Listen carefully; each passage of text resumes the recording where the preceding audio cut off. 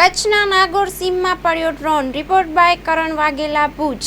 દર્શક મિત્રો, ભુજ કચ્છના નાગોર વિસ્તારમાં, નાગોરની સીમ વિસ્તારમાં સવારના 11:50ની આસપાસ એક ડ્રોન પડ્યું છે અને સીમ વિસ્તારમાં આર્મી સતત એના ઉપર વોચ કરી રહી છે અને એના ઉપર બધું નિરીક્ષણ કરી રહી છે. ત્યારે ગામના જ આગેવાનો અહીંયા ઉપસ્થિત છે, ત્યારે એમના પાસેથી વધુ વિગત જાણીએ. જી, આપનું નામ અને પરિચય. મારું નામ રણછોડભાઈ માવજીભાઈ આહિર છે. હું નાગોર ગામના ઉપસરપંચ તરીકે સેવા આપી રહ્યો છું. આજે રોજ 11:50 વાગે અમને એવા મેસેજ મળ્યા કે આજુબાજુના ખેડૂત મિત્રો તરફથી કે આપણી નાગોર સીમમાં એક ડ્રોન પડેલું છે.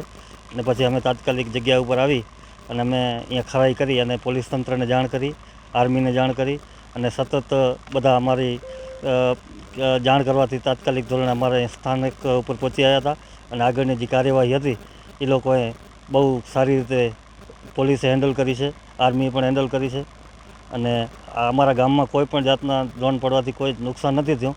અને આ ખેતરમાં પડ્યું છે, એ ખેતરમાં પણ કોઈ જાતનો કાંઈ પાક વાવેલો નહોતો, એટલે કોઈ પણ જાતનું કોઈ પણ નુકસાન થયેલ નથી.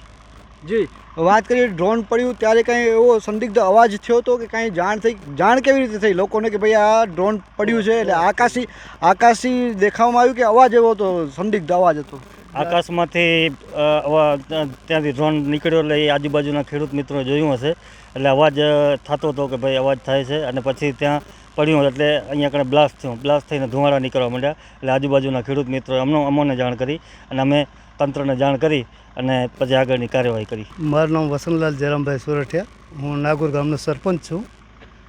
અને આ ફર્સ્ટ જ્યારે અમારે આજુબાજુના ગામના ખેડૂતો આજુબાજુના ખેતરમાં જ્યારે કામ કરતા હોય એમને આ ડ્રોન દેખાવામાં આવ્યું અને ડ્રોન પછી ક્રશ થતાં બ્લાસ્ટનો અવાજ આવ્યો અને એ અવાજની મને આજુબાજુના ખેડૂતોએ, ગ્રામજનોએ જાણ કરી કે અહીંયા આવી વસ્તુ બનાવે છે.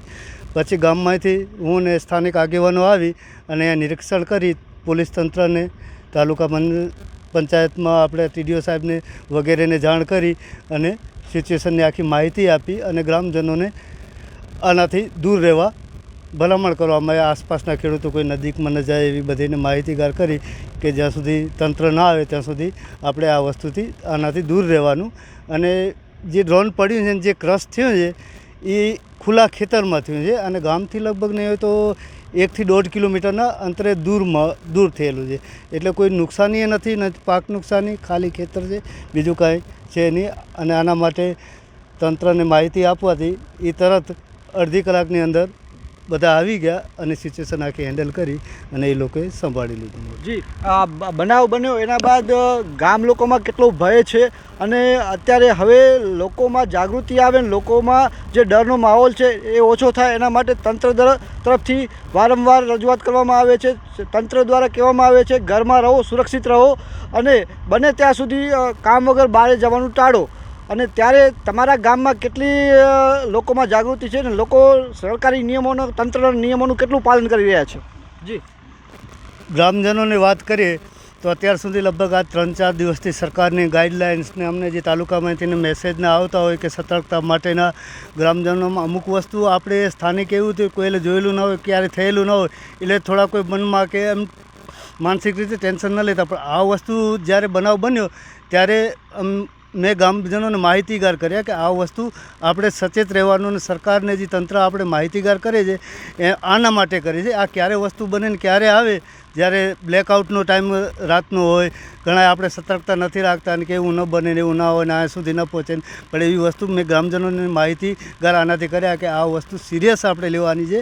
કારણ કે તંત્રની જે માહિતી આવતી ઉપરથી પ્રશાસન માહિતી એ કોઈ નોર્મલ ન આવતી હોય, ક્યારે કઈ વસ્તુ બને એ કોઈને કલ્પના ન હોય. એના માટે સમગ્ર ગ્રામજનોને, આગેવાનોને મેં માહિતીગાર કરી અને આ સિચ્યુએશન વિશે માહિતીગાર કરવા, એના માટે સતર્કતા રહેવા, સેફટીમાં રહેવું એવી સરકારની વિવિધ ગાઈડલાઇન્સો હતી. એના વિશે માહિતીગાર કર્યા અને આવો બનાવ આ ઠીક છે અત્યારે સીમ લેવલે બન્યો છે કે જ્યાં કોઈ રેસિડેન્ટ એરિયા નથી કે ક્યાંય કોઈ ખેતી કે પાક કે માણસ આજુબાજુ નથી. અત્યારે આવી જ વસ્તુ જો ગામમાં બને તો માલહાનિએ થાય, જાનહાનિએ થાય. આવો એના માટે સતર્કતા અને ગામજનોને માહિતીગાર કર્યા છે અમને માટે.